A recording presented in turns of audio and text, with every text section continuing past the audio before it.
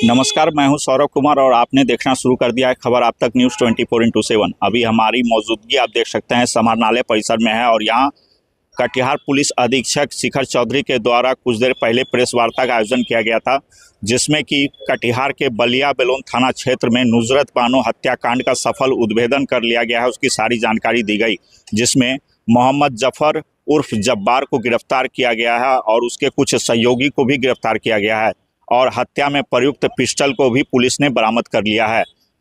Katihar police अधीक्षक शिखर चौधरी ने बताया कि इस हत्या को लेकर एसआईटी टीम का गठन किया गया था, जिसमें तकनीकी अनुसंधान करते हुए जो है अपराधियों को गिरफ्तार कर लिया गया है। और इस मामले को लेकर क्या कुछ कह रहे हैं कटिहार पुलिस अधीक्षक शिखर चौधरी, देखिए इस रिपोर्ट में।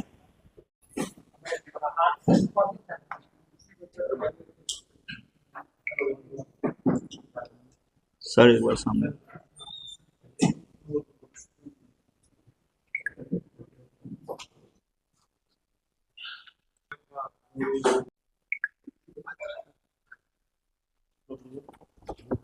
जी, दिनांक 20 तारीख को बलिया बेलोन थाना अंतर्गत एक महिला की हत्या कर दी गई थी। इस मामले में जो है हत्या का एफआईआर दर्ज हुआ और मामले की गंभीरता को देखते हुए, क्योंकि एक प्रोफेशनल शूटर द्वारा जो है ये हत्या की गई थी गोली मारकर, तो इसमें एक एसआईटी का गठन किया गया था। लगातार इसमें एसआईटी द्वारा तकनीकी अनुसंधान किया जा रहा था और इसी क्रम में एक अभियुक्त जिनके द्वारा की इस पूरे मामले की सेटिंग की गई है, मोहम्मद जब्बार, ये आपके बलिया बेलोन के ही रहने वाले हैं। इनको दिल्ली से एसआईटी द्वारा गिरफ्तार किया गया और इनके स्वीकारोक्ति बयान के आधार पर जो शूटर था जिसके द्वारा कि इस हत्या को अंजाम दिया गया था, मोहम्मद तौसीफ, इसको जो है गिरफ्तार कर लिया गया है। इनके पास से एक पिस्टल जो कि हत्या में यूज़ हुआ था गोली मारने के लिए, उसको बरामद किया गया। मैगजीन और एक मोबाइल जो है उसको बरामद किया गया है।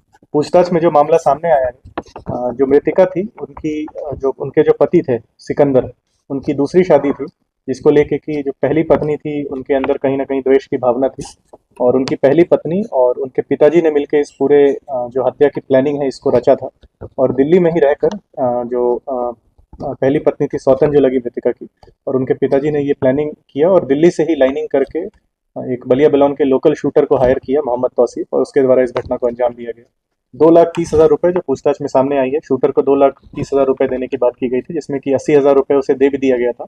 बाकी फिर एफआईआर होने के बाद जब गिरफ्तारी होनी स्टार्ट हुई तो बाकी का बकाया जो था वो कुछ समय बाद देने की बात थी। उससे पहले ही ये लोग की गिरफ्तारी कर ली गई। शूटर का अपराधी जी, ये इनका अभी तक आपराधिक इतिहास हम लोग खंगाल रहे हैं। हालांकि ये पहला केस मिला है इनके खिलाफ। एक लाइनर का भी एक व्यक्ति है जिसका कि नाम सामने आया, जो कि लाइनर का काम किया था, वह भी जो है जो इसमें मुख्य अभियुक्त है मोहम्मद जब्बार और उनकी जो बेटी है उनके रिश्ते में लगेंगे, जो कि बलिया बेलोन में ही रहकर लाइनिंग का काम किए थे। और उस लाइनर द्वारा ही जो है जो शूटर है मोहम्मद तौसीफ और जो मोहम्मद जब्बार है जिनको गिरफ्तार किया गया दिल्ली से, इनको मिलाने का काम किया था। टोटल कितने लोग इन्वॉल्व थे? जी, इसमें टोटल अभी 4-5 नाम सामने आया है, जिसमें से कि 2 की गिरफ्तारी हो गई है। जो मृतिका है उनकी सौतन की गिरफ्तारी और जो लाइनर है उसकी गिरफ्तारी इसमें बची। सर कुल मिला के सौतन का कंस्पिरेसी था।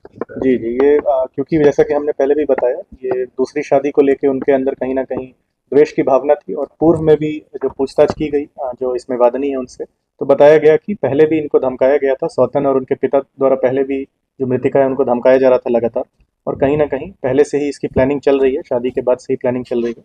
और फाइनली 20 तारीख को 20 जनवरी को इस घटना पर